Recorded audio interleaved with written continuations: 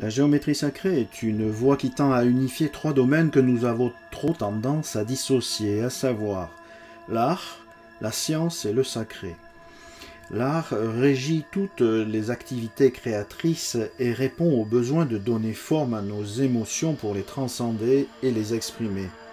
La science régit toutes les activités liées aux études, à la recherche, et répond au besoin de notre intellect d'analyser et de comprendre.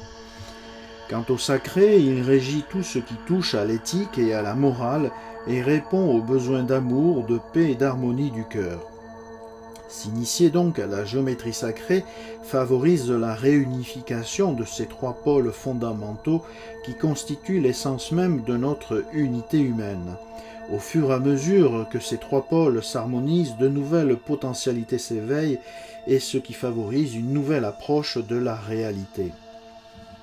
Les traditions les plus anciennes ne s'y trompaient pas, elles savaient que la pratique de la géométrie sacrée permettait de synchroniser la géométrie humaine avec celle de l'univers sans que le mental égotique ne puisse interférer, favorisant ainsi une reconnexion plus profonde entre le moi humain et le soi spirituel, et restaurant ainsi par voie de conséquence notre unité humaine, qui est, je le rappelle, à la fois physique, psychologique et spirituelle. Elle savait aussi que tout se joue au niveau de ce centre psychique situé au niveau du front que la tradition védique appelle Ajna ou troisième œil. Ce chakra frontal permet à l'individu de développer une vision plus unitaire de la réalité et de discerner les liens d'interdépendance qui existent naturellement entre toutes les autres formes de vie sur Terre et bien au-delà. Cet œil est appelé aussi œil de la sagesse et de la connaissance. Il est invisible, interne et énergétique. Comme pour tous les autres chakras, il est en correspondance avec notre système glandulaire et plus particulièrement avec la glande pinéale.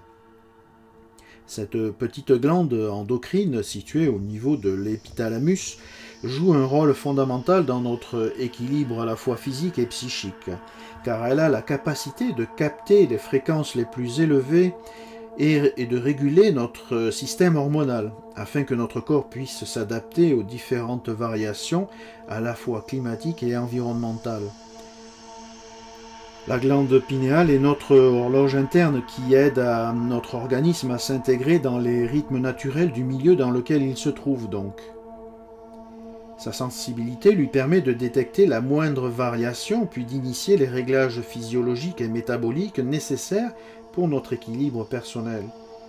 La glande pinéale joue un rôle déterminant dans la régulation de nos cycles vitaux. Lorsqu'elle ne fonctionne pas bien, cela entraîne de l'anxiété, des troubles du sommeil, un attachement excessif aux biens matériels, ainsi qu'une peur de la mort. Par contre, lorsqu'elle est pleinement active, elle génère davantage de joie de vivre, de bien-être et de disposition à la spiritualité. Le bon fonctionnement de cette glande pinéale est donc essentiel pour l'établissement de notre bien-être et de notre évolution personnelle.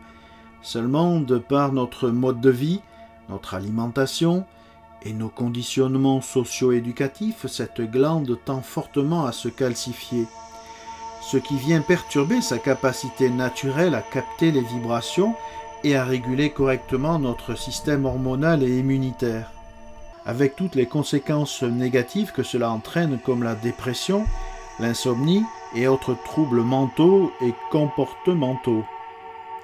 Pour éviter cela, plusieurs voies sont possibles comme la méditation, la relaxation profonde, le yoga, la visualisation, les thérapies énergétiques et la géométrie sacrée. Aussi étonnant que cela puisse paraître, elle possède en elle des vertus curatives insoupçonnées qui ont le pouvoir d'agir sur ce centre psychique. Dans de nombreuses traditions, la glande pinéale est considérée comme le centre psychique de la conscience humaine. Comme je l'ai dit tout à l'heure, selon la tradition védique, la glande pinéale est associée au troisième œil, cet œil qui voit tout, sait tout et illumine d'énergie le corps tout entier lorsqu'elle est pleinement épanouie. Nous retrouvons également cette analogie en Égypte avec l'œil d'Horus qui représente en fait la coupe transversale de cette glande. Enfin, une représentation sculptée de cette glande en forme de pain, d'où son nom, est présente au sein même du Vatican. Tout ceci n'est donc pas le fruit du hasard. La glande pinéale possède en elle la capacité de transcender la réalité ordinaire et d'éveiller la conscience de l'individu à un niveau plus élevé. Grâce à sa faculté de se coordonner avec des fréquences vibratoires plus élevées, ce centre psychique permet d'entrer en contact avec d'autres espaces-temps, ainsi qu'avec des plans de conscience supérieurs. Ces prédispositions lui viennent de la présence de cristaux d'apatite qui ont la capacité de vibrer en fonction des ondes électromagnétiques captées. Plus ce centre est actif, plus la conscience de l'individu grandit, et lui permet donc d'accéder à une connaissance plus profonde de lui-même et de la vie. Moins il vibre, plus l'individu se trouve sous le joug de conditionnements essentiellement dominés par des besoins primaires et matériels. La géométrie sacrée permet à l'individu de se familiariser avec ces hautes vibrations que les formes sacrées génèrent naturellement, ce qui est de nature à stimuler cette glande pinéale et à développer les qualités intrinsèques de ce centre psychique. La géométrie sacrée agit comme un catalyseur d'énergie qui permet à la conscience humaine de s'élever à un plan d'unité.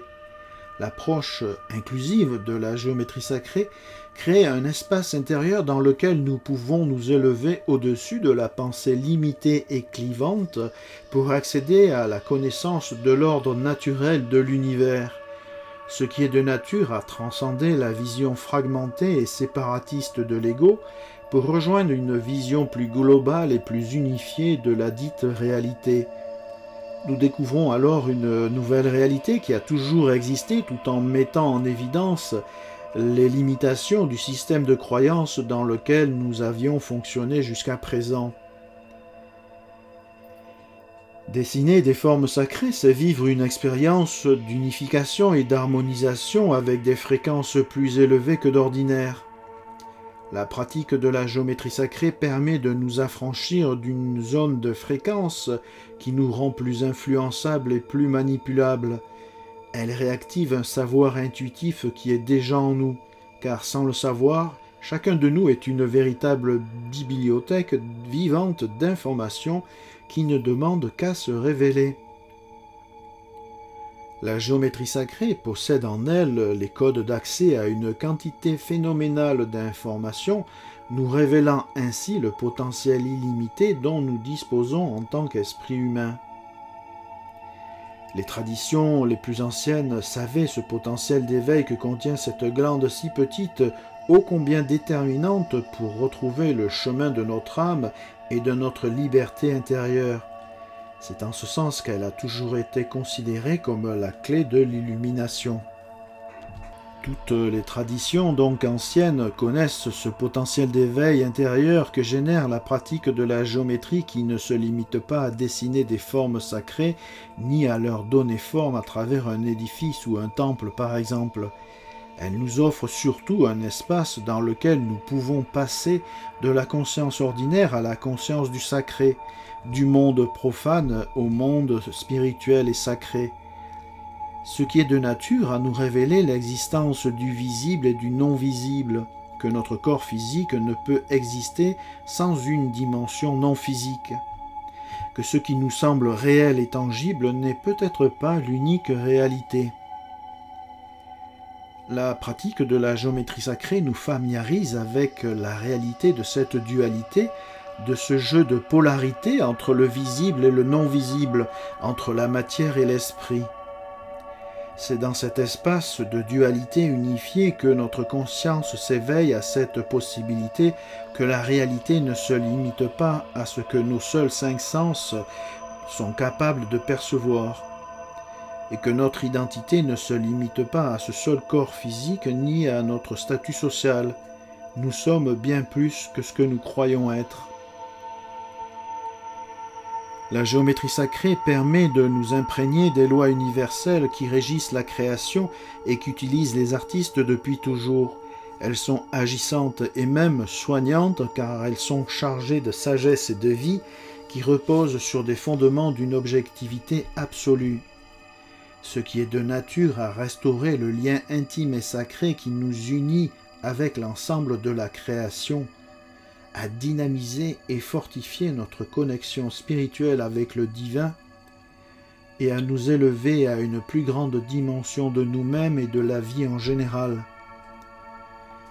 La pratique de la géométrie sacrée contribue à libérer notre conscience de la matérialité dans laquelle elle demeure enfermée depuis si longtemps, pour rejoindre une dimension d'unité et de liberté qui a toujours existé.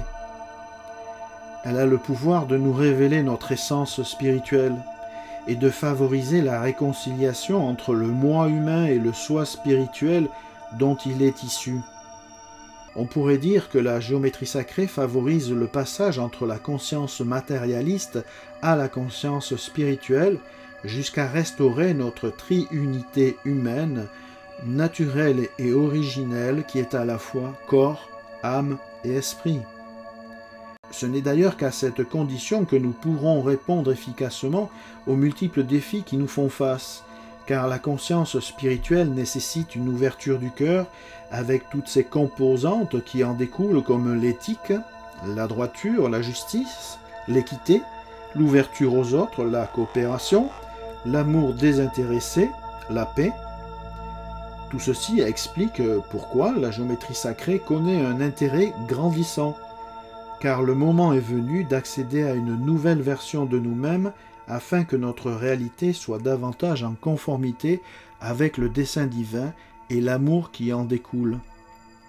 Comme je le dis souvent, et pour finir, la géométrie sacrée est le fertilisant spirituel qui pousse notre conscience à nous révéler le lien sacré d'amour qui nous unit avec la création dans sa totalité.